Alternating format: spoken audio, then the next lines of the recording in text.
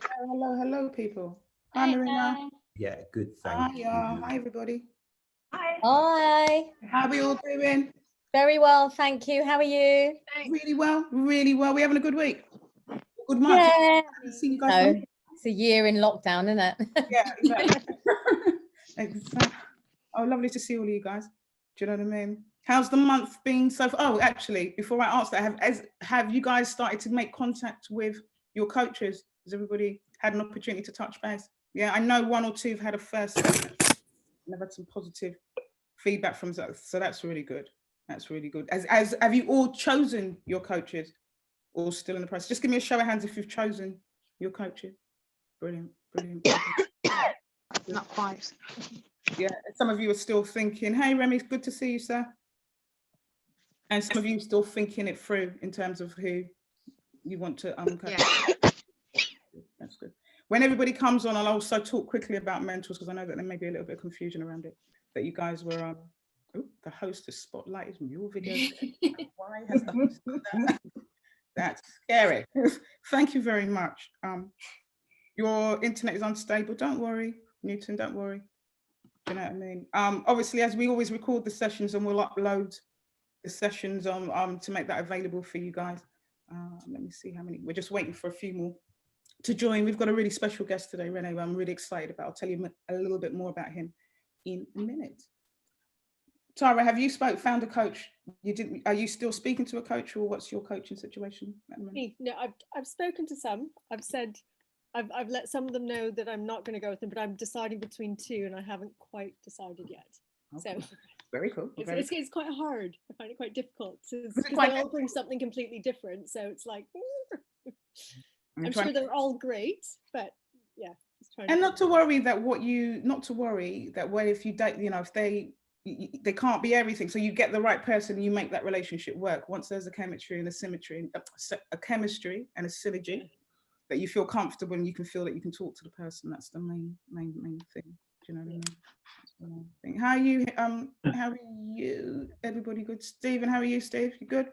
Yeah, good. How are you? I'm good, sir. Have you managed to touch base with a coach? Yes, I have. Yeah. Just waiting for a response now because I've been a slacker stroke busy. No. So I'm hoping to get a response, but I've picked someone who I think will be great.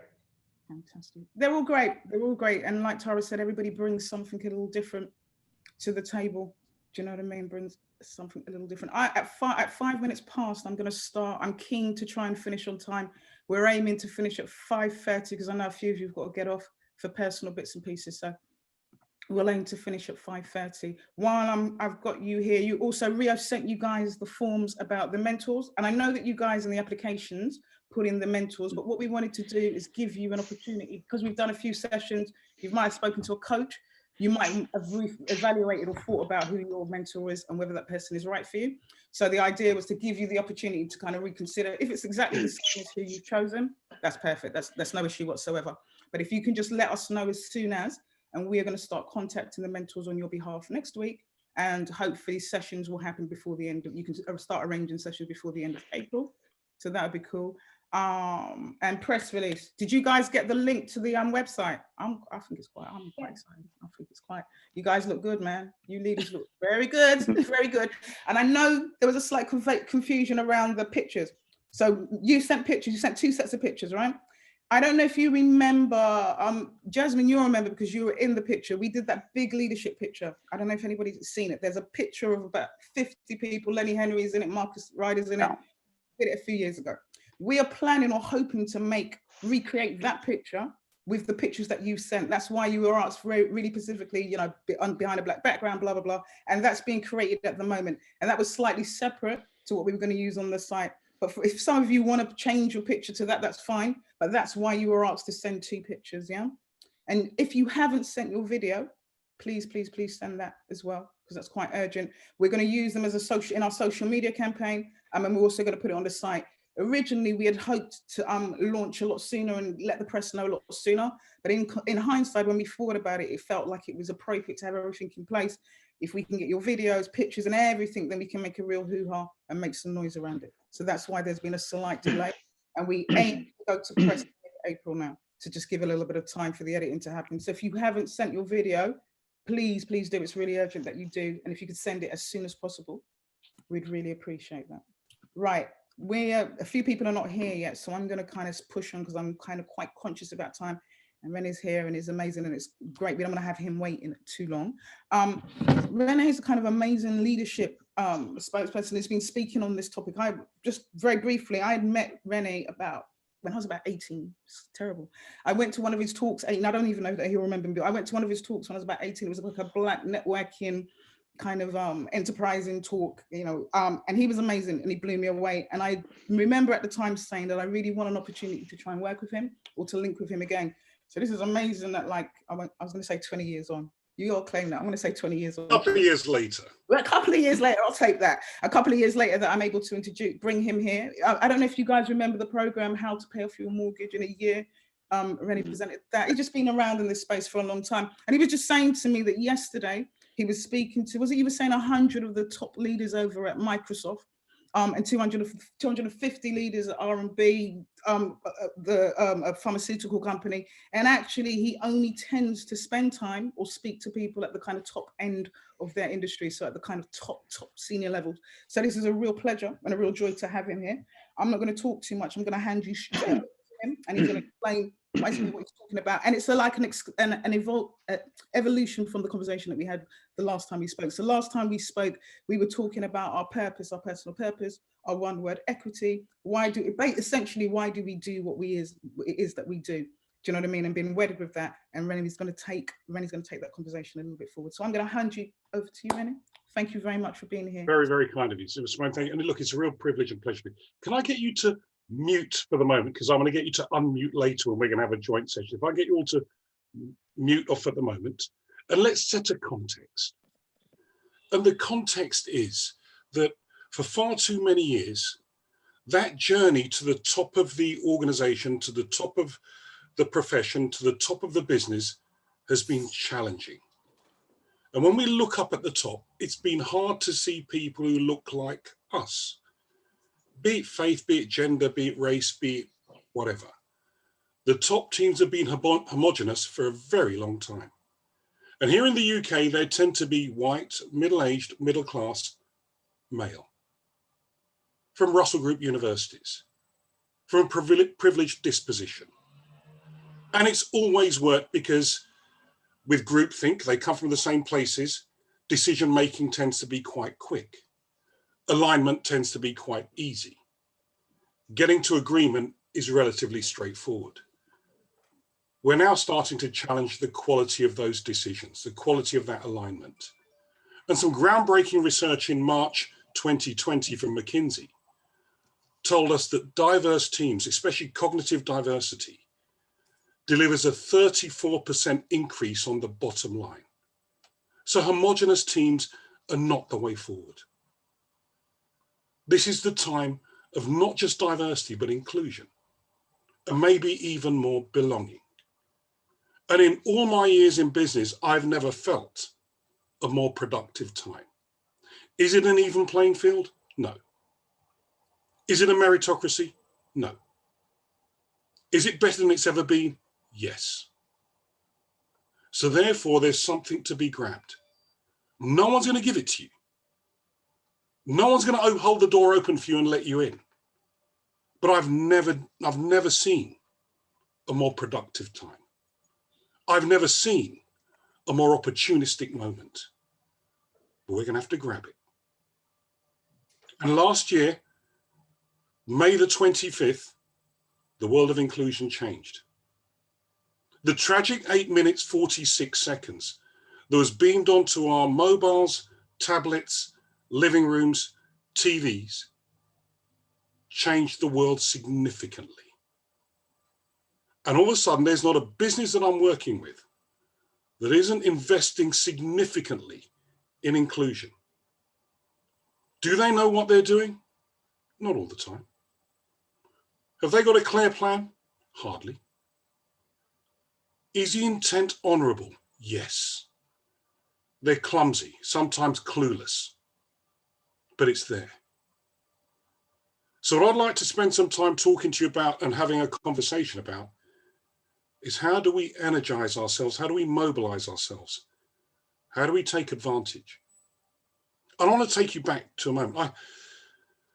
My parents came from Gambia in the early 1960s. As with many of us, I'm the son of immigrants. My parents left their middle-class lives in Gambia, which is a British colony, because we had primary education, secondary education, we didn't have tertiary education. There were no colleges or universities. They came here for one simple reason: get their kids educated in the mother country. Get them to university and go back home and live happily ever after, and their children will be something, someone, make a difference. They sold up everything and came over. Coming to London, which was the most expensive city by far on the planet at that time, their resources gave them access to not the best housing, which meant not the best education, not the best schools. They didn't know that. It was as tough gets. I was really fortunate and lucky to get to university. And I got to Marks and Spencer. At the age of 29, I got onto the board of Pepsi, the youngest black director in the UK. That's a hell of a long time ago, 1992. It was a hell of a fight. The battleground is very different today. I want to share some of the learnings, some of the experiences, some of the upsides, some of the disappointments, some of the appointments. It's a different place now. Let's not miss out on this opportunity. So bear with me 30 seconds. I try and bring the technology up.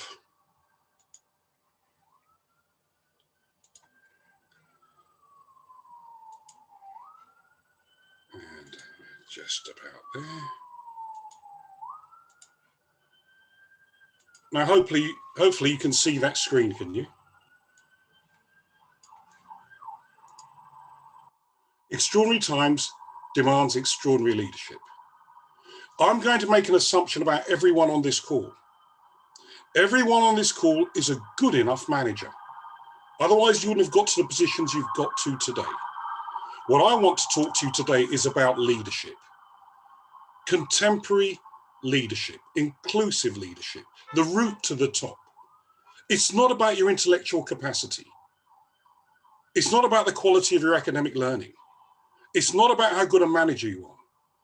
It's can you lead in a contemporary and inclusive fashion? And as Simone was sharing with you before, I spend my time working with leaders and trying to get them to be the best leader they can be. And the first message I would give you, it's my quote of the age, Justin Trudeau, the Prime Minister of Canada. The pace of change has never been this fast and it will never be this slow again. You grasp it now or you miss it. This is not a time for patience. It's not a time for being cautious. You're going to have to go for it. You're going to have to get your courage together and go for it. As I said before, no one's going to give it to you, but you can take it. You're not going to be perfect, but you've got to mobilize and energize and go for it. So let's just set up the framework. Here are the 4 facets of leadership that I think over the past year I've seen more. For those to succeed, here's what they're doing. They're not hunkering down. Stand up and be counted. Have a voice. Speak up, speak out. Don't wait. Don't wait to be invited. You've got to step forward. Be brave. Be bold. You're not going to be perfect. Speak up. Next, be brutally honest about who you are, where you want to go, what your strengths are, and what you're not so good at. Honesty counts at the moment. There's no prizes in being polite. The Americans call it being intentional. We would say being assertive, not aggressive, assertive. Back yourself, believe in yourself. If you don't, no one's going to believe in you. And then as a leader, give up more authority than feels natural. Empowerment is how you get noticed. It's who you support, who you grow, who you develop. That's what people know. It's not how you push yourself and big up your chest and talk yourself up. It's how you talk up others. This is what people know. That's the currency. Take the blame, give the credit. And probably the most important one of the lot. Be more compassionate than you think you need to be. Those who care at the top of the organization. Be more compassionate than you think you need to be. So here's our 4 golden rules. It's very rare that I get called in when things are going brilliantly in the organization. I'm still waiting for that. I get called in just before the bomb goes off. I'm normally bomb disposal. It's Tuesday night, it's 10 o'clock in the evening. It's Angela. Angela used to be the group HR director at Lloyds Bank. She's now the group HR director at Sainsbury's Supermarket. René, I need you in tomorrow morning. I want you to have breakfast with Mike Coop, our group chief executive, at 7 o'clock. What's up, Angie? He's called a meeting of the operating board, the top 40 people in the company. And I need you to buy me 6 weeks. He's going to demand that every single one of them has inclusion as 20% of their annual bonus. And I said, Andy, forgive me, but I think that's a good thing. He hasn't warned them. He hasn't indicated it. He's not signaled it, and it may not go down too well. Buy me 6 weeks. I will have got round them, aligned them, and it will land really well. It's too valuable for us to get it wrong. 7 o'clock, I'm having breakfast in the morning with Mike Coop. Prior to being group chief executive, he's group finance director. He likes numbers. He's got spreadsheets, he's got data, he's got the employee engagement data, he's got the 360-degree feedback data. He's got data coming out of his ears. He can prove that there's an inclusion issue at Sainsbury's. But as we all know, numbers don't create excitement. Numbers don't win hearts and minds. All the graphs and charts in the world aren't going to get people to follow you. I looked at this, it was inarguable. I said, Mike, I get this, but how about a different approach? He said, what's that? Why not share a story from the heart? Win their hearts and minds, get them to understand that it's not about data, it's far more than that. He says, what do you mean a story? Tell them a story that really counts. Answer the question, why is inclusion so important to you now? He says, story, ruffling his eyes. I said, yes. He says, give me a few minutes. I'll work one out. It wasn't the most convincing moment I can remember, but I decided I'm going to hang around and see what he does. At 9 o'clock, he faces the top 40 people, the operating board. Mike tells them the following story. Mike was born in a small village outside Solihull in the Midlands, near Birmingham. He was the first of his extended family to ever get to university. He didn't get to any university. He ends up at Oxford, Balliol College, Oxford, one of the finest centres of learning on the planet. Within minutes of arriving at Balliol College, he's made to feel he's got the wrong accent. When they're invited into lunch, the vast array of glasses, cutlery, crockery, he doesn't know how to navigate it. He's feeling lost. The following day, there's a white tie ball. He doesn't know what white tie is. Mike is completely lost. At the end of his first year, he said it was one of the worst years of his life. He felt an outsider. He didn't feel he belonged. He felt invisible. At the beginning of his second year, a couple of guys realized that he was lost. They grabbed him. They're going to show him the ropes. They're going to show him how to navigate a very traditional and complex institution. They show him the unwritten laws. His second and third year are two of the best years of his life. He's no longer an outsider. He's an insider. He found people that could show him the ropes, who could show him not just how to survive, but how to thrive. He had to mix in. He couldn't be segregated. He needed to join the body politic. He needed to mainstream. Lesson. You're not going to succeed from the outside. You better learn how to climb into the mainstream. Mike said when he walked around Sainsbury's, 180,000 colleagues As he walked around the warehouses, the depots and the stores, the majority of his colleagues felt invisible. They didn't feel they belonged until now. He needed every one of his 40 colleagues in that room to join him to ensure that everyone at Sainsbury's felt they were part of something special, felt that they belonged. There were no arguments. Everyone joined in. And we've seen the advertising campaigns on inclusion from Sainsbury's. So let me ask you, with the lessons learned, you can't do it from the outside. You're not going to play it just by your rules. You need to understand how the organization operates, how the business operates. You need to find some allies. You need to learn how to navigate. You need to know the rules of engagement. You need to know the buttons to press. And you need to know them now.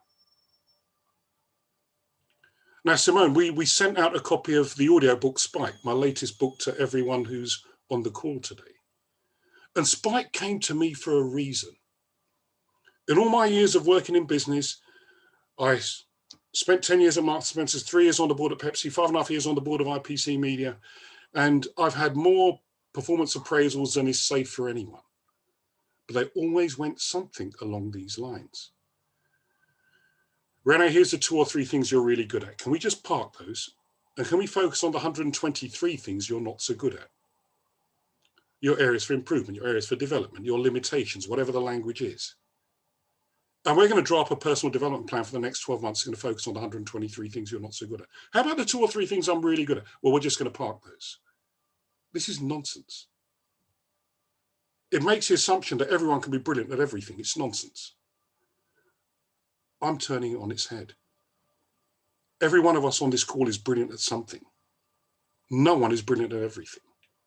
If we can find the 2 or 3 things we're outstanding at and build our careers around those 2 or 3 things, this is the route to success. And I've proven it. With everyone I've coached, all the people I work with. And I was lucky enough to work with Jim Yong Kim, president of the World Bank. And he was a visionary, brilliant communicator, hopeless manager. Let me hand over to Jim. And it was just a complete frame shift for me. Because when I went out there, normally what I thought leadership was that you identify your weaknesses and then you work to transform your weaknesses and turn them into strengths. So when I read this book, I thought, well, of course we got along so well. And of course it worked out so well. And he was so helpful to us as a group, because this is sort of the way that I had been taught now, 25 years ago, about how to think about leadership. So this is an extremely important book. And it's an extremely hopeful book, because when René talks about spikes, his basic assumption, his fundamental assumption, it's almost an act of faith. René believes that everyone has a spike. And some of you might not think you have a spike, but everyone does.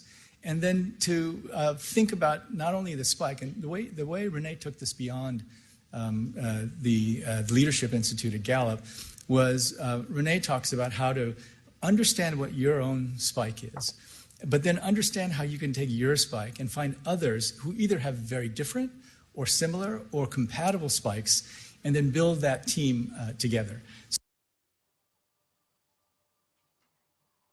Sorry, what was that? And it was just a complete frame shift for me, because when I went out there, normally what I thought leadership was that you identify your weaknesses and then you work to transform your weaknesses and turn them into strengths. So when I read this book, I thought, well, of course we got along so well. And of course it worked out so well. And he was so helpful to us as a group, because this is sort of the way that I had been taught now, 25 years ago, about how to think about leadership. So this is an extremely important book. And it's an extremely hopeful book, because when René talks about spikes, his basic assumption, his fundamental assumption, it's almost an act of faith. René believes that everyone has a spike. And some of you might not think you have a spike, but everyone does. And then to think about not only the spike, and the way René took this beyond the Leadership Institute at Gallup, was René talks about how to understand what your own spike is, but then understand how you can take your spike and find others who either have very different or similar or compatible spikes, and then build that team together. Why am I sticking there? Right, never mind, let's move on. You get the drift. So you've had the audiobook, and here's the premise. The things I tend to do well are the things I tend to enjoy. The things I tend to enjoy are the things I tend to do well. Identify what your 2 or 3 spikes are and build your career around that. I'm not talking about applied learning. It's not physics, chemistry, geography. I'm not talking about that. I'm talking about something more inherent, something you're given as a gift at birth, something that's more of the blessing. And it might be that you are good at following things through.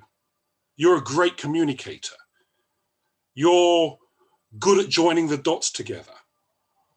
And I always say that if you really want to find out what your spikes are, don't ask your colleagues at work.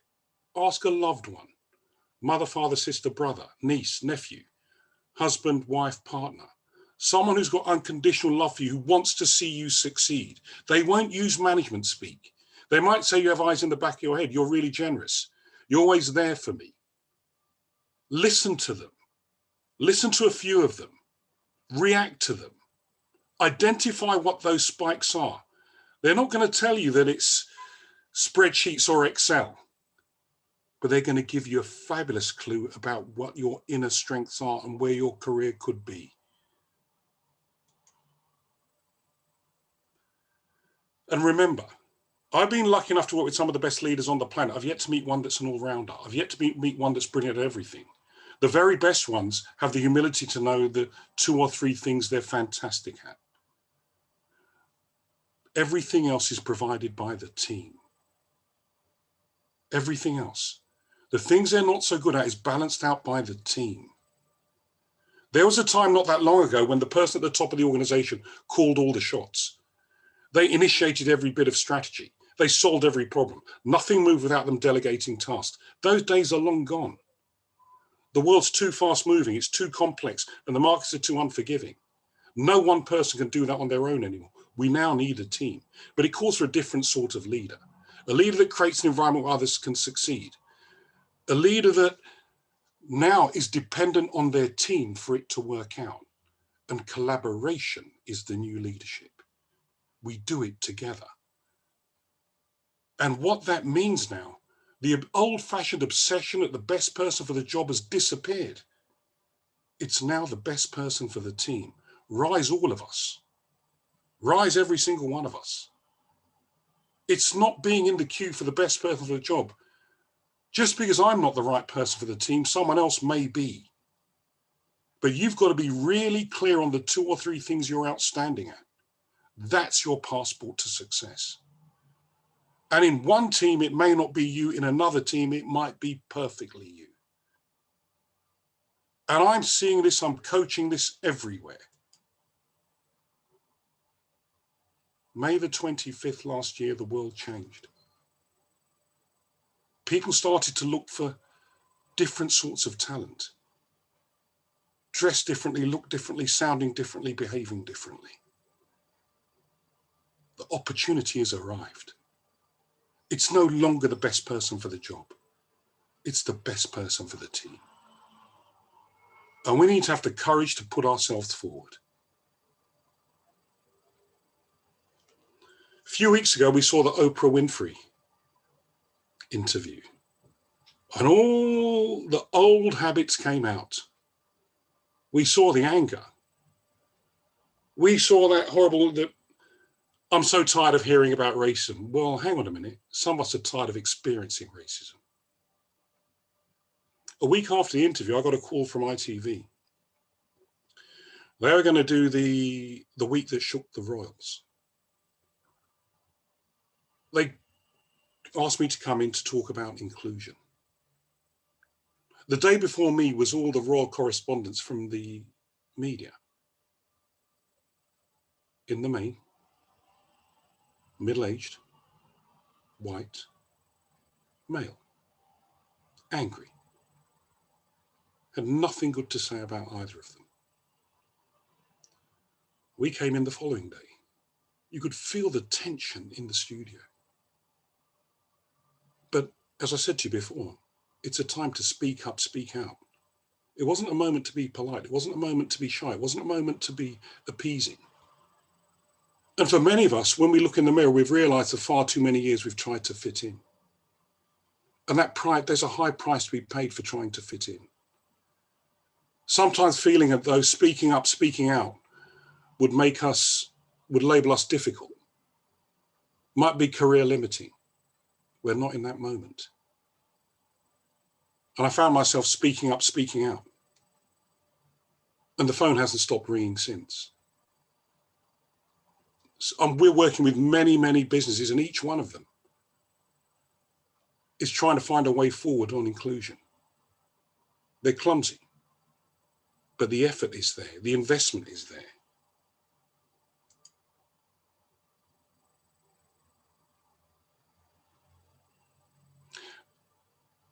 I'm going to take a pause. And Simone, I said I was going to take some questions, some challenges, some insights, some views. Let's have a bit of a conversation, because I intend to put my foot on the accelerator after this. And look, I feel, well, in speaking to Simone, she's got a collective here of talent. And we have an opportunity that we need to mobilize and energize.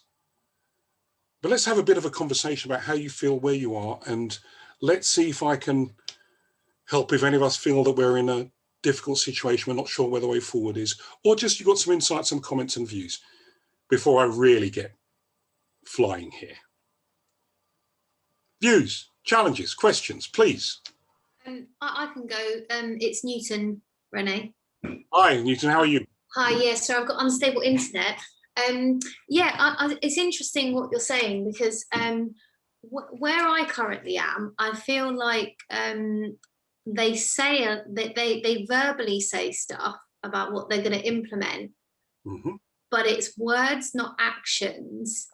And also something you said, which take the blame and give credit, which obviously Simone put in the message. I've been told where I work, never take the blame, create your own narrative. That's what somebody said to me, whereas I'm more of a take the blame and give the credit. And I wanted to find out how you would maybe deal with both of those things. So look, it's an interesting dilemma. There was a time when it didn't seem appropriate that if you took the blame, it might just hurt you. But I think if you've got aspirations to be a leader, if you want to get to the top of the organization, you want to get to the top of the business, then you've got to learn how to lead. And learn is putting your people first. And I think the bit that I see from the best leaders I work with is they've got broad shoulders. They're not afraid to take ownership. And what they want is the best talent in the world coming to work for them. The best talent's going to come to you if they know they've got air cover, if they know that someone's looking out for them. How do you become the best there is? You have the best people working for you. You're not going to get the best people working for you if you're forever beating your chest and talk up how great you are. But you will get the headlines if you're really good at promoting, pushing, putting your people forward. So I'm definitely in the camp of give the credit, take the blame. The good leaders always notice that. The good businesses always notice that. And that's how I coach my leaders, which we're going to come on to. All right, Newton? Yeah, thank you very much. It's Steve here, René. Hi, Steve. How you doing? I'm good, thanks. Yeah, I was just thinking it was really insightful where you talk about playing up to your strengths, because starting out on this journey, I've been sort of trying to identify exactly the opposite and what it is that I'm not doing well, and like, what can I do? There must be something that I need to improve. And it's a bit strange, but it is a bit of an epiphany that, and it makes perfect sense when you spell it out, that I should be going, hang on a minute, let's work on what I'm really good at as well. So yeah, I think that's a really interesting point that you make. Steve, I'm going to push it even further. Right. So what I found was in my first appraisals, and I was taught, I came from a school of Marks and Spencers, you're going to be brilliant at everything, so you're going to work at all your weaknesses. And in those days, they called them weaknesses. Today, we call them limitations. It's far more polite. But in those days, I remember my first 10 appraisals, there were only 3 things I was any good at. He could do the big picture, he could communicate a bit, and he was by far the most enthusiastic on the team. I go to Pepsi. There's only 3 things I'm good at. He can communicate a bit, he can do the big picture, and he's the most enthusiastic on the team. I go to IPC. It's getting boring now. There's 3 bloody things I'm really good at. There's 123 things I'm useless at. When the penny dropped, I realized, can I find a career that needs 3 things? He can communicate a bit, he can do the big picture, and he's the most enthusiastic. I've found a career that only asks 3 things of me. And do you know what? You wake up every day knowing there's only 3 things that you're being asked to do, and you know you're damn good at them. I don't have bad days. Everything else that needs doing, my team do for me. I don't have bad days. Do a job that you love, you never work a day in your life. I'm living proof. Focus on the things you're really good at. Put a team around you to do all the things you're rubbish at. Do you know what? Life becomes a lot more enjoyable and a lot easier. I don't spend a moment thinking about what I'm not so good at. I'd depress myself. René, can you stop sharing your screen so we can see you when you're talking? It's a really interesting conversation. It'd be great to see you while you're talking. Are you sure you really want to see me? I really do. I really do. I really do. Do you know what I mean? Got it? It's such an insightful conversation. It really is. Any further questions? Yeah. Hi, Mina Fumbo. Thank you for just sharing. And I would say just really wanted to land echoing the comments. I think I spent a lot of time in my other sort of hat doing a lot of stuff around leadership, coaching, and I spent years just everywhere I went training all my teams to be coaches, because it creates that culture of kind of, that accountability and that, everybody's kind of responsible. I think for me, the thing I wanted to just kind of challenge or raise a conversation around was the one where you said about the best person for it's not about the best person for the job, but it's about the best person for the team. And I think that's 100% true, but only in the instance where the people that are recruiting the team understand what that means. Because I think what I would say I've seen is what people think is the best person for the team are people who look and sound and act like them. And actually, let me just stop you right there. That's the old world. That's the world that we're changing. Yeah. I'm not going to take a model of what's wrong. It's what's right. And what we're seeing now is a complete and fundamental distancing from that. That world is still corrosive and corrupt and polluted. And it's still far too prevalent. You're absolutely right. But I'm talking to you about where the world is moving. Yeah. I want everyone on this call to starve their talent from those organizations that are still doing it in that unfiltered way.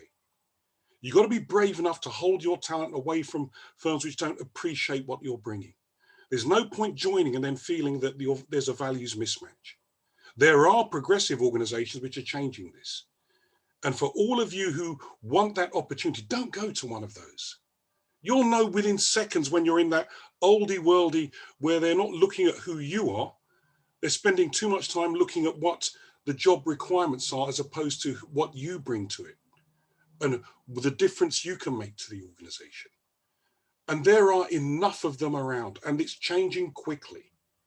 And for all of you who believe in yourselves, who have that talent, be a little bit more discerning. Don't go to those places which are still playing by the old rules. It's changing, and we've got to be part of that change by starving them of our talent. And I'll give an example. I was with Microsoft yesterday, right? And we're talking about, in terms of diversity and inclusion and belonging, they're one of the most advanced I've worked with, but in the most mechanistic way you can imagine. It's all about process. It's all about procedure. They haven't really got their hearts and minds around it. They're desperate to get the action plan in. They're desperate to do the strategy. They're desperate to put the measurements in. They're desperate to benchmark it. But it hasn't really changed because the hearts and minds haven't embraced it. The engineers at the top of the organization are still white and male. And no one can prove to me, and I challenged them with this yesterday. Statistically, it's impossible to tell me that the top 100 people in that company need to be white, male, middle-class men who've gone to Russell Group universities. It's statistically impossible. So when's it going to change? When they change their processes and filters, why are they asking for 10 years experience? When the last 8 years was so different from what has happened before. So I would like to give you the courage and the confidence to walk away from those sorts of organizations. There are businesses that are changing today which will appreciate the differences you bring, the talent you bring, and the specialisms you bring. Let's not go to those places who are just going to put us in the same queue that we're not going to get. I'm coaching a CFO of a FTSE 100 business. She's a woman of color. She sits on the board of the business that she's on. The big 5 search firms, the Russell Reynolds, the Spencer Stewart, the Korn Ferry, the Heidrick and Struggles, the Egon Zehnder, they call her up for every single non-executive board appointment. Why? She's of color and she's female. Double bubble. She always makes the shortlist. She's always a bridesmaid. She's never going to be the bride because she's too valuable just making the shortlist look as though it's diverse. It's not. To make it look as though it's inclusive. It's not. I've now convinced her to pull out of every single one of those. We're going to find her the proper non-executive director opportunities at the very top of the house. She's not going to be anyone's bridesmaid anymore. Sorry to be so direct about it, but it really infuriates me. We love the directness. Has anybody else got any thoughts or any experiences? I mean, we haven't been together since the month. Is any of the stuff that we're talking Jasmine, about? your hand's up. My hand wasn't up. I was applauding you. Oh, thank you very much indeed. Hi, René. I've got a quick question. It's my name's Adnan, and I'm a freelance television director. It's fascinating hearing you speak. It sounds as though maybe you work with a lot of companies where the staff there are sort of permanent members of staff. And I working in TV, a lot of my contracts are freelance, and I work with a lot of companies whose hearts seem to be in the right place when they're trying to treat freelancers in the right way. But come the end of your contract, you sort of drop off the end of it and they're not quite sure how to say goodbye to you, or even make sure that they get you on their radar rather than it being the other way around when another big project comes along, even though you might have delivered a really massive project to them that got millions of viewers. So do you see that as something it's a to great work point. at? It's a great point. So look, there was a time when the networks were closed shops. You know, the networks that where people went to were closed shops. Over the past year, we put together a list of 150 talented people of color who could serve on boards. So many businesses were saying, we want to change the look of our boards of directors. So we put a list of 150 people together. But we thought that we need to break into the big search companies to get these people to be board directors. We soon found out that the networks of the big search firms only had 8%, only delivered 8% of the board directors. So we tried to find out what are the networks? The networks were the friends of the chairman. That's where those board directors came from. And we realized we need to infiltrate those networks. We need to get to know those networks. And when we got together with a bunch of people that we know, we realized we could. I know a whole bunch of chairmen. I know a whole bunch of chief executives. We had to work the circuit. We had to create our own networks. We had to ensure that we were part of the people that were being called, part of the people that were being registered, part of the people that people demanded, part of the people that people wanted. No longer waiting for the phone to ring. We need to become activated. We need to build our own networks. And it's daunting and it's not easy, but we're doing it and we're breaking through. And I wonder whether there are enough talented people out that we can build our own networks, that we can become the call that's made, that we are becoming so good at what we do. We're so forthright about who we are. We're building the right platforms. We're getting known in the right circles. And instead of dropping off at the end of our contract, having done a great job, we're in demand for the next job. but that's going to take a different mindset and us coming together. And this coming together is really, really important. And what Simone's doing with the TV Collective is a route of doing that. Coming together and forming our own networks, getting our own reputations, getting our own names and numbers out there. So yes, I do get that, and I have seen that, but let's change it. René, it's Newton again. Hi, Newton. Could I ask what, I suppose, my question is, and it does kind of lead on from Adnan as well. I've got the luxury of, I suppose, a permanent job at the moment. So I feel like I can say a lot more and be more honest with my viewpoint. Whereas I think a lot of people, I don't know a lot of people's situation here, but I would assume that they're freelancers. So actually saying what you really think often, and I know you're saying the world changes, but you often are labelled as being potentially disruptive or difficult to work with. And I'm just trying to work out, what do you think the small steps are for us as a collective that could help us move together, that can help us, I suppose, come together as a big, I don't know, I've got a snowman in my head, but you know, like you've got a snowball and you're pushing it and it gets bigger and bigger. Look, your point is so well made. If you're a freelancer, not in a permanent job, it has always been thus, it's more challenging for you. That's a fact. But what we're seeing, speaking up and speaking out can be very difficult for any individual, but safety in numbers. Choose your time, choose your moment, choose your person, find your allies. If you can't do it on your own, do it with others. And what we're seeing now, so we're doing a lot of work around inclusion, and people find it really hard to speak up when they've had a sexist, racist, whatever the incident they've had is. And sometimes it's really difficult if you don't feel supported, you're on your own. But there'll be other people around you who will support you. You do know who your allies are. You don't have to do it on your own anymore. Look for those who are going to speak up with you, choosing your moment, choosing your language, choosing how you deliver that message. Doing nothing is not the option. That's what's not an option. Being neutral is not an option.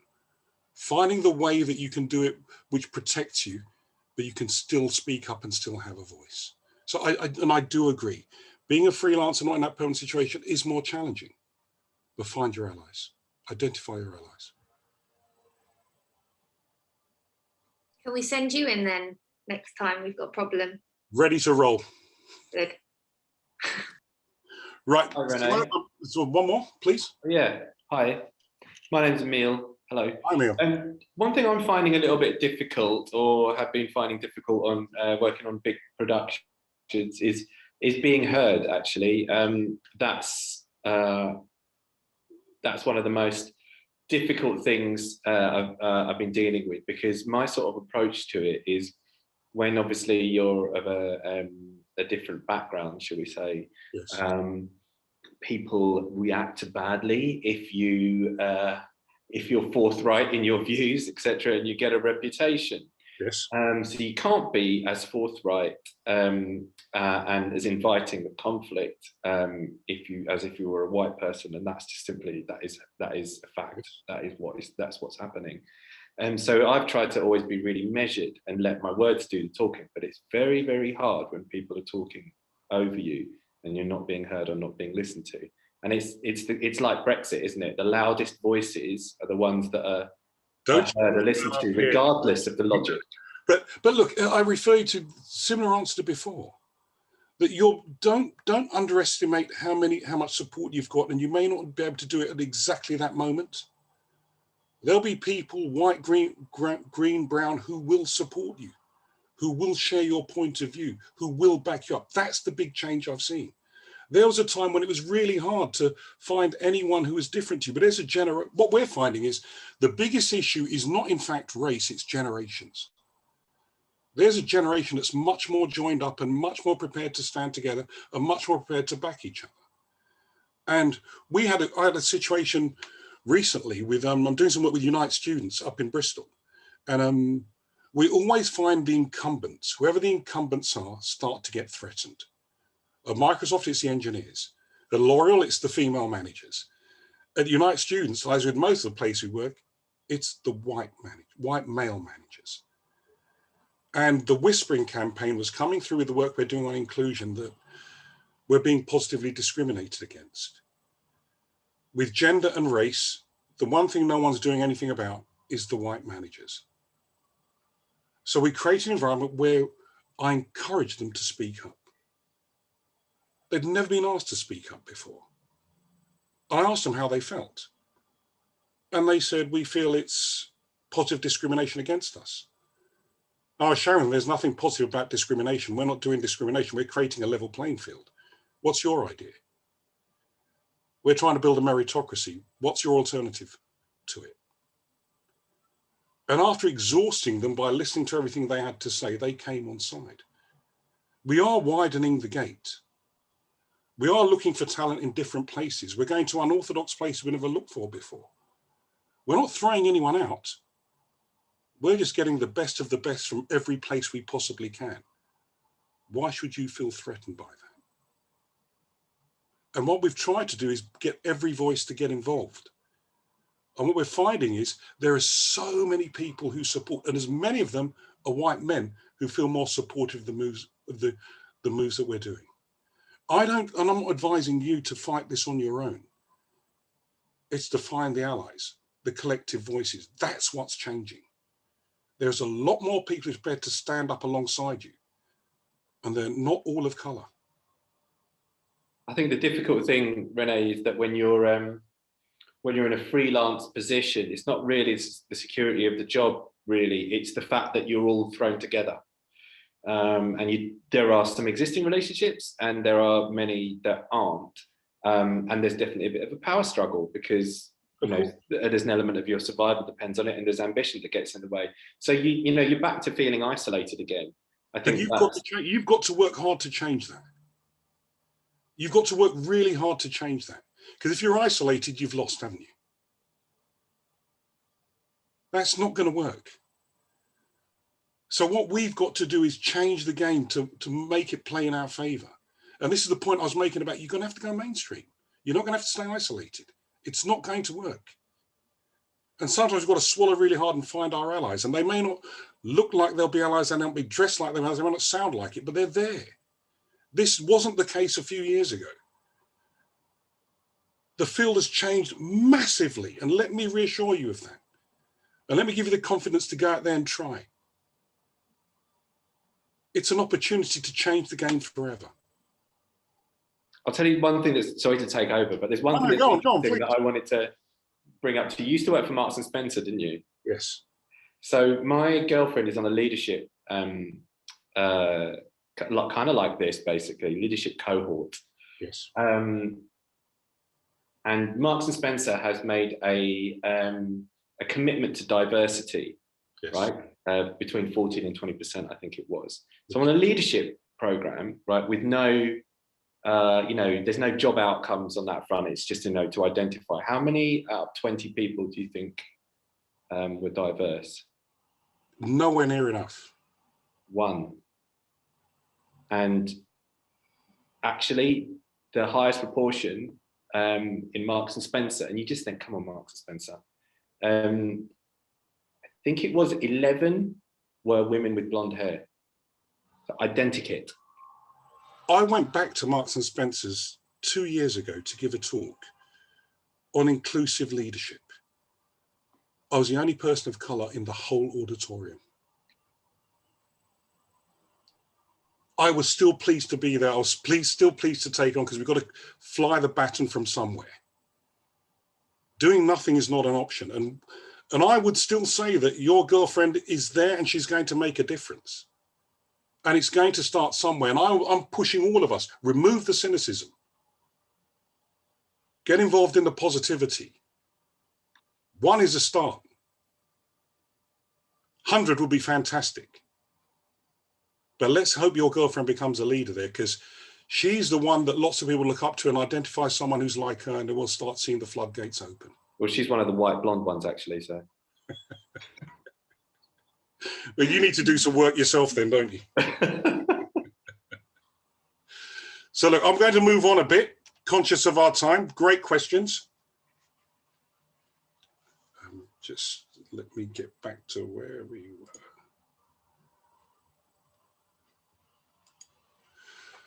Right, let's get up there again.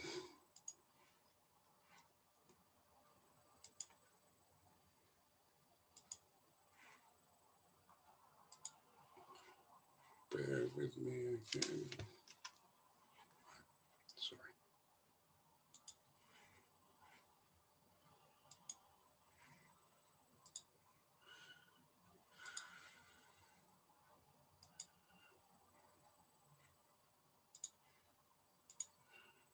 Right.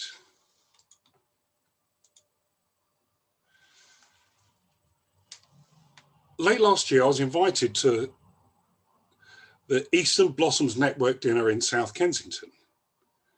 And I'd been invited by a woman that I mentored, Ruth. She worked at HSBC. Ruth is proudly Chinese, and she invited, but she didn't tell me that I was going to be the only non-Chinese person at this dinner. And it was in a plush South Kensington restaurant.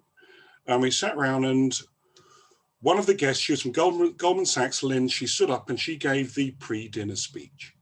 And it went something along these lines. It said, there are so many of us from China here working in London. We've got here because we're at the top of our academic grades in China. Our parents have saved and scrimped to get us over here. We all did a master's or a PhD, some further education. We've got ourselves into jobs here, and we are extremely hardworking because we're never going to let our parents down. Academically, we're at the top of our classes. But as I stand here today reading this note, there is no Chinese chief executive of any FTSE 250 business. There's no Chinese managing partner of any professional services here in the UK. There can only be one reason: racism. And it really struck me as I sat there.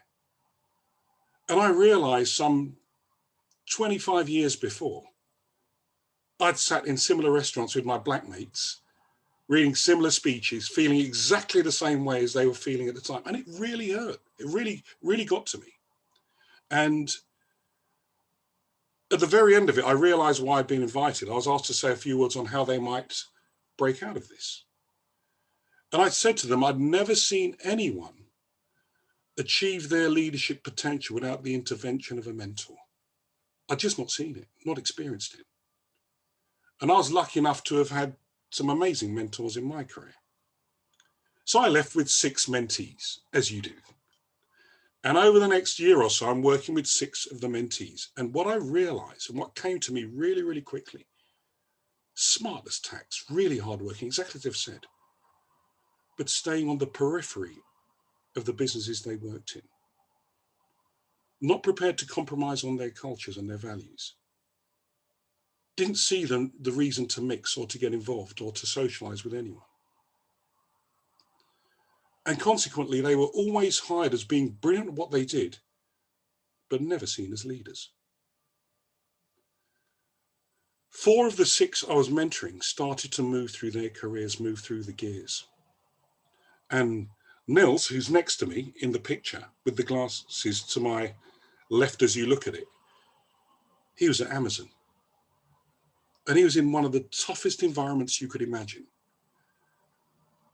But I kept saying to him that people, people, people. It's not about your academic excellence. It's not about the intellectual purity. It's, can you deliver people? Can you lead people? Will people follow you? And it really got to him. And he just shot through the ranks at Amazon. And I mean shot through the ranks. 3 promotions within a year. He's now in Seattle. He's a director at Amazon. He just had that incredible ability to get people to follow him. There was something so inspiring about him. He was just a natural, gifted, that he could connect with people, get people to believe. And it was a real breakthrough. And now all of them are progressing. Every single one of them. Many of them are natural, gifted leaders. But they were led to believe that intellectual purity, academic excellence, was the way to the top. different rules of engagement here in London. A lesson that I've been sharing with lots of my mentees. We're lucky enough to work with the Beverly Wilshire Hotel in Los Angeles. 7 years on the trot, voted the #1 hotel on the planet.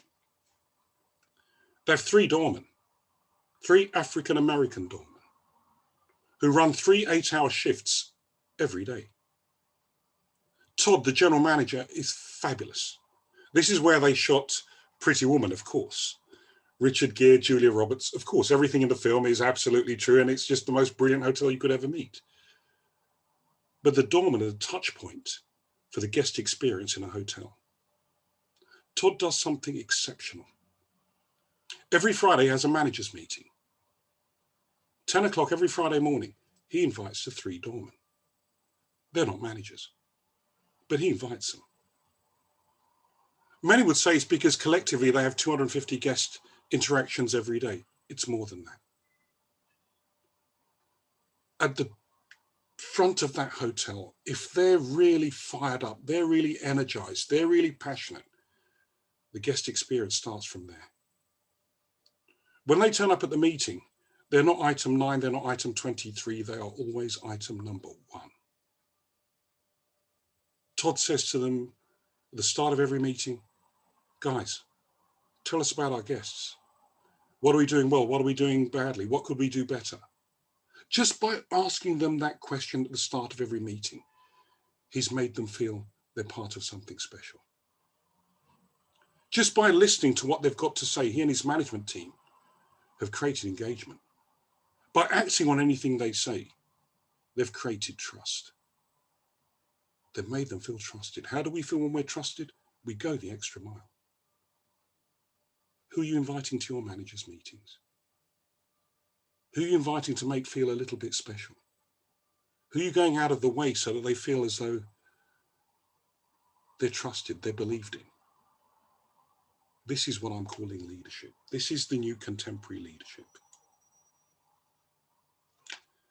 I look after Louise Greenlees. She's the president of TJX Europe. TJX is the mothership of TK Maxx. She runs all of Europe. She has 70 vice presidents who report into her. We had a session where she wanted to check that, given the tough year, 70 people together, are they doing the right things to future-proof TK Maxx? We decided we're going to open up with me interviewing her in an unscripted way, which takes a brave sort of leader. And I opened up with saying, how have the last 18 months been, Louise, for you and the team? And she said, it's been really, really good. The team are really firing on all cylinders, and I'm empowering them more and more and more. I'm pushing more and more decisions down to them. At that moment, someone coughed out loudly in a very British sort of way. And it soon became clear that was, we don't agree. I walked over to the back of the room where this cough came from, said, does anyone want to expand on it? And this guy stood up and he said, Louise, look, we always felt empowered, but the last few months you've been putting in new procedures that make us jump through so many hoops. We need to come to you for authorization to proceed. We're feeling disempowered. Louise stood up, blotching red, neck upwards, dry throat, coughing, feeling nervous. I said, Louise, how do you feel? She says, well, I have made those changes. I did put those new procedures in, but my objective was not to disempower them, was to make things more efficient. More people stood up and spoke up and said, but Louise, you're taking away our authority. She stood up and she said, I hear you. As of now, with immediate effect, we'll drop those changes. We'll go back to the way things were. I can't tell you about the atmosphere in that room. People were whistling, people were applauding, people were cheering. And sometimes we think that saying that we're wrong, owning up that we're wrong, is a sign of weakness. It's not, it's a sign of strength. And we haven't seen enough of this from our government at the moment. When things go wrong, fess up, stand up, fess up. Say you've got it wrong, people trust you more. This is the new contemporary leadership. We're lucky enough to work with some fabulous brands over the last 18 months. There's not one of these that's not pushing inclusion in a way that I've not seen before. Bunch of leaders that I've coached. Not one of these is an all-rounder. Not one of these is perfect. Every one of these I've pushed the spike philosophy. Find the 2 or 3 things you're outstanding at. Build a team around you that compensate for the things you're not so good at. And I'm sure you can spot which one isn't me. I spent 10 years at Marks and Spencer and the phone rings. It's Pepsi. They're looking for a board director. I just knew they had the wrong person. It wasn't going to be me. I'd never been in a boardroom. I didn't know what a board director did. But you know what? I was going to find out. I was going to go along for the interview. At least I would find out what a board director did. The interview was in Purchase, upstate New York. They gave me the job. This was imposter syndrome like you'd never believe. They gave me the job. I wasn't going to go for it. I didn't believe in it. I thought I was wasting my time.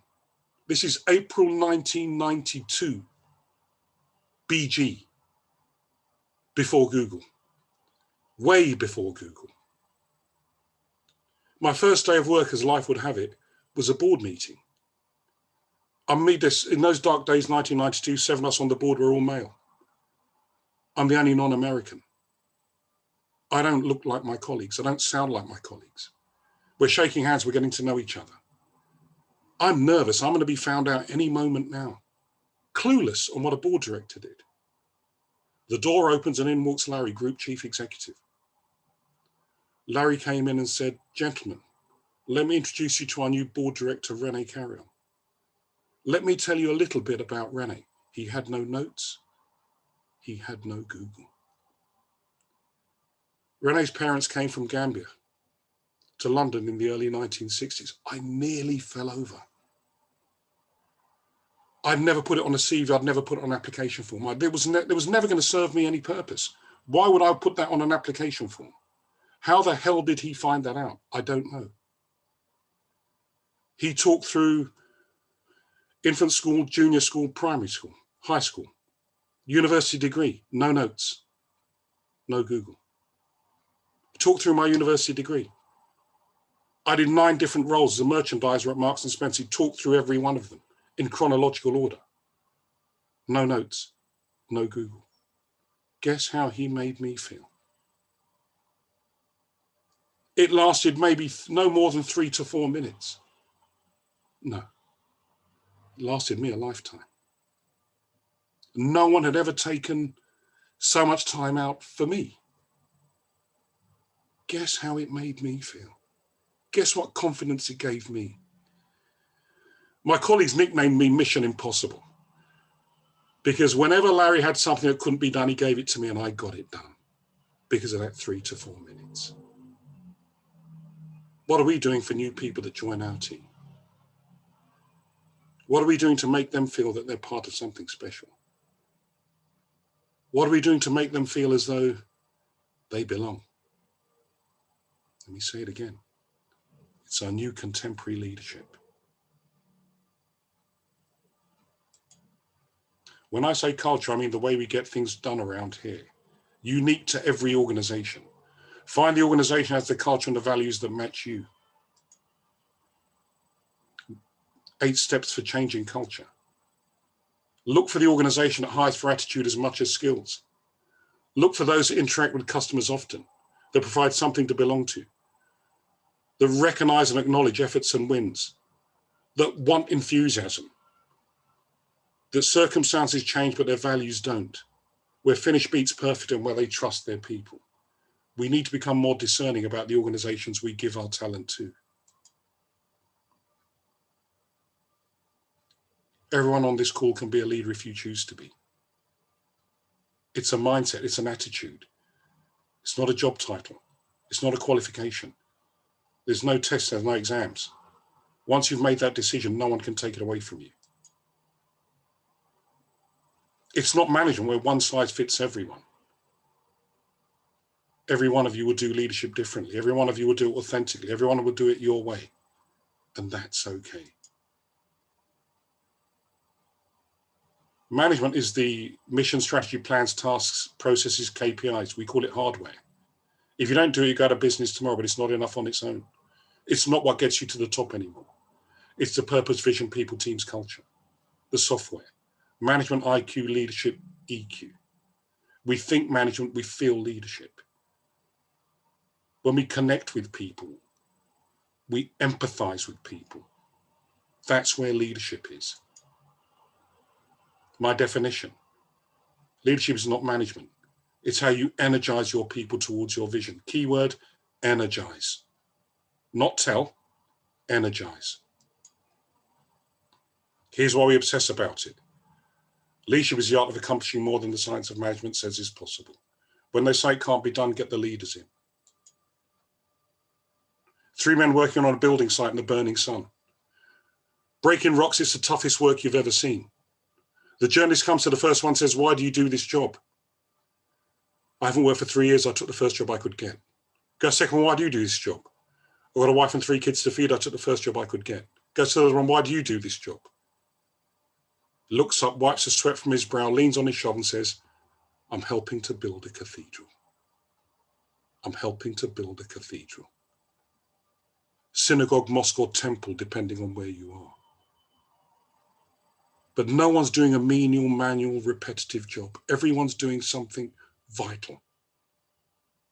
And the role of every leader is to catch everyone doing things right. Your role is to catch everyone in the team helping to build that cathedral. And it's not something you do once a month at the town hall. You do it every single day. You will soon get noticed. Good leaders create followers. Great leaders create leaders. So bringing it all together now, given our conversation, I want to play a little video that you're not going to forget. And everything I've been talking to you about leadership, this brings it together. Leadership is not a rehearsal. Leadership is about allies. It's about helping those, helping each other, looking out for each other, looking after each other. And all the questions, the great question I had earlier about it's difficult to do on my own. Of course it is. It's difficult to stand out on my own in an environment where I stand out. Of course it is. She has the voice of an angel. She's won many singing competitions across America. But this is the big one. It's a Saturday afternoon national basketball game televised across America. She's won the competition to come and sing the national anthem. She's done it many times before. On this particular day, she crumbles.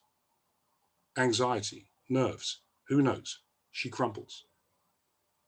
One person moves to help her, the leader. One person moves to support her, the leader. The impact it has on her, the impact I hope it has on you, you won't forget it. And now to honor America and salute the men and women serving our country with our national anthem, please welcome, as voted by you, the fans, our winner of the Toyota Get the Feeling of a Star promotion, Natalie Gilbert.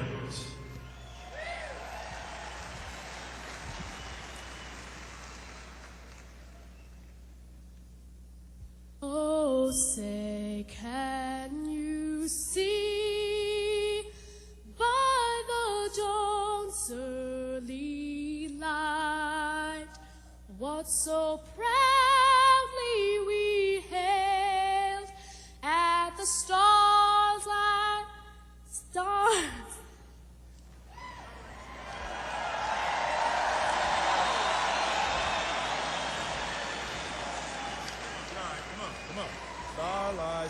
Stars like last gleaming, whose broad stripes and bright stars through the perilous fight. Oh, the ramparts we watched were so gallantly streaming, and the rockets rattling, and the singing air gave proof through the night that our flag was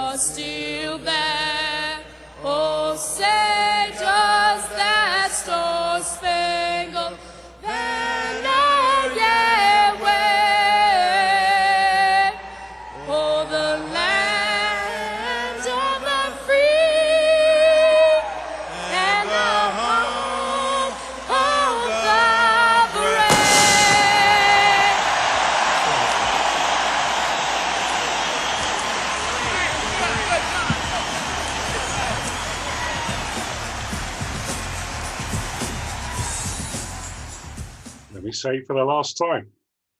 Contemporary inclusive leadership. Do you think she's ever going to forget what he did? No, she's not. And I want to close off now with 10 tips for each one of you to think about. And Simone, what I'll do is I'll share with you the presentation so everyone can have it later, so they don't have to take tons of notes. Okay. First one, lead by example. It's not what you say, it's what you do that people remember. That's what they role model you of, it's what you do. In this world, you surround yourself with a band of believers, not a bunch of cynics. You need support, you need allies, you need people who are going to come shoulder to shoulder with you. You don't need a bunch of people with their hands on their hips waving, saying it's all too difficult. The intent is all wrong. You want people who are up for it. Be as open and as brutally honest with everyone that you possibly can be. The more you share transparently where you're trying to get to, people join you and charge the hill with you. Safety in numbers.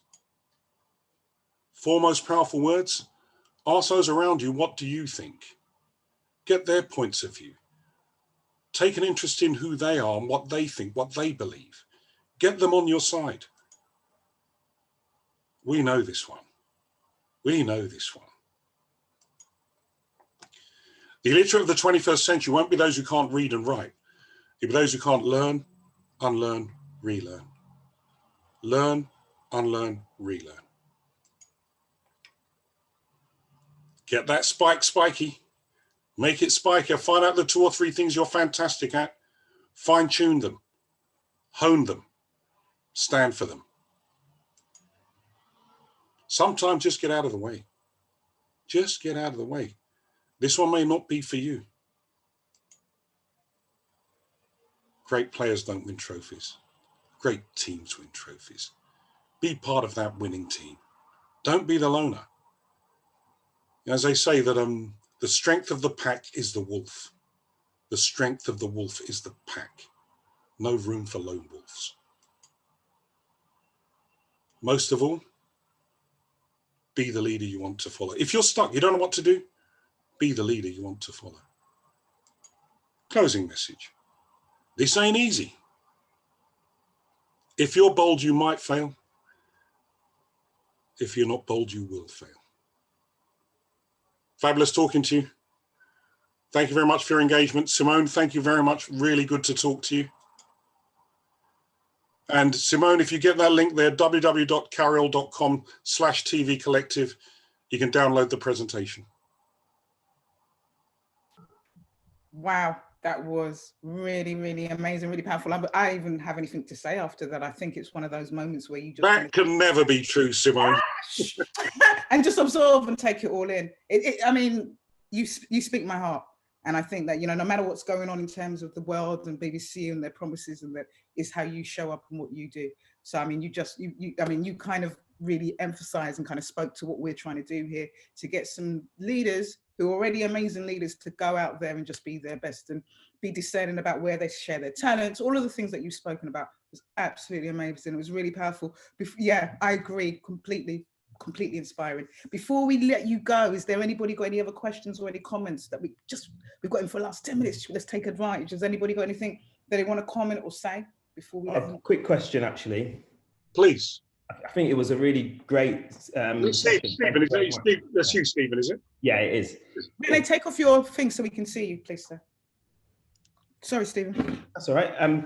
One thing that struck me, and I was thinking about for your whole session, is about, you talk about cynicism.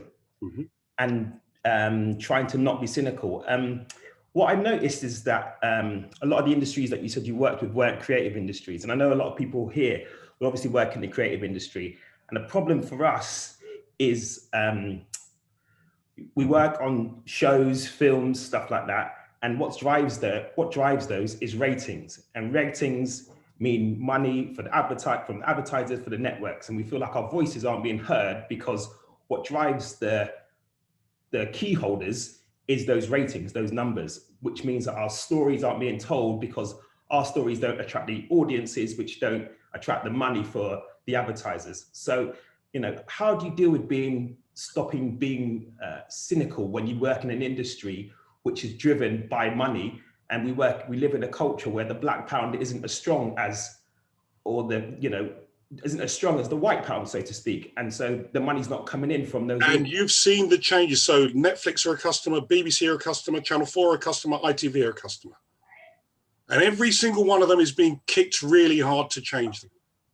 Is it perfect? No. But push. They're under pressure now. And, you know, the other day I sat down and I've got that daughter who criticizes absolutely everything I do, every moment, everywhere I step, she's got the challenge. She's come out of university and she feels there's no door that she can't kick open. Every door is open to her. And I've been sitting there saying, let me make that phone call for you. Let me use my network that I've been trying to use all my life. No, I'm going to do it on my own. It's still tough. To your point, Stephen, it's still tough. It's very, very tough. Yet, the last year, every single one of them is being held to account. Is it easy? No. Is cynicism going to get you there? No. Not without shadow of a doubt. But you can push, and you can push collectively. So, as I said to you, I got the phone call from ITV the other day, and I've got my daughter saying to me, you know, yeah, this is cynical. The phone hasn't stopped ringing since. And my guess is because the world is changing. So I don't want to leave you on that cynical point. You're talented, otherwise you won't be where you are. Push collectively. And you've got a platform here that Simone's helped create that gives you allies that you can push with. And if you need any further push, drop me that line. Thank you. We're in this together, Stephen. Yeah, appreciate it. I'd just like to chip in there, René, quickly if I can. I kind of disagree a little bit with the last comment. I don't think it's just because of, you know, a reaction to Black Lives Matters. I think companies are changing because they recognise the commercial imperative in changing. They're not doing it because, you know, necessarily because they're altruistic. They're doing it because they know they have to. And I would say to you, I didn't say it was Black Lives Matter. I would say to you even more than that. I spoke at a climate change conference 4 months ago. David Attenborough has been trying to push businesses to get involved for ages, made no dent at all. What we've seen with a younger generation who provide the commercial imperative of being the next generation of their customers, who influence their parents more than we've ever seen before. I've never seen the push on climate change coming from businesses. I did a sustainability conference, exactly the same thing. A younger generation who are more assertive, more vocal, and more influencing their parents than we've ever seen before. It's the next generation of customers. What we're seeing is also around race. I don't believe it's because people care, the companies care that much about Black Lives Matter. They know it's the next generation of customers. It's a commercial imperative. That's why it's the opportunity. And that's why we've got to grasp it right now. Right now, because it's there and it's happening and they're putting investment behind it like we've never seen before. Do you think they're doing that because they've got hearts of gold? No. Believe me, no. Commercial imperative, I'm with you. Hi Renee, it's Vanessa. I filmed with you last year for the Robbie Lyle doc on ITV. I don't know if you can see me, but hello. And thank you for today, because it's been so powerful. But I just wanted to pick up on the point you said about being discerning where you share your talents. Yes. Because to me, that is absolutely key. And I've had a long career in TV, but in the last 3 years, I've chosen what I've worked on rather than just what pays the bills or, you know, to make myself look good. And it's been 100% a different experience in television. And I've made things that I'm super proud of and I've been in love with. And it's because I haven't gone just where, you know, I think I should go. And I think it's so important to be discerning. And you have to be really brave because we're all freelancers. Out my mouth, that is courage. Yeah. You believe in yourself, it's amazing what happens after that. But it takes a deep breath, a lot of courage, and I so commend you. I salute you, Vanessa. Thank you. Wow. That was, I'm not even going to say, you know what? I'm not going to say anything else. I mean, that was so powerful. René, I think I might contact you because I'm not sure that link that you sent was working. So we might need, but I'm going to get that presentation and share it with you guys. and we can kind of brainstorm. On the TVC website at the back, we've now got a kind of group, so you can share your thoughts and connect and communicate with each other. You'll even have emails addresses to each other. You can actually friend each other, and you can use that as a hub to share. And one of the things I'm quite conscious about is because there's 50 of you guys, it's really difficult to find a space where we can introduce each other and get to know each other. But I think to echo what René says, this thing about allyship, there's 50 people here, man. You guys have got to be leaning on each other, man. You just got to lean in on each other, and you've got to support each other, and you've got to be there, and you've got to work closely and tightly together. And I'm really keen to find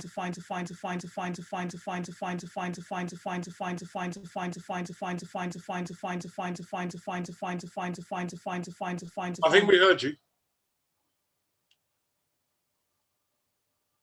Simone, come back to us.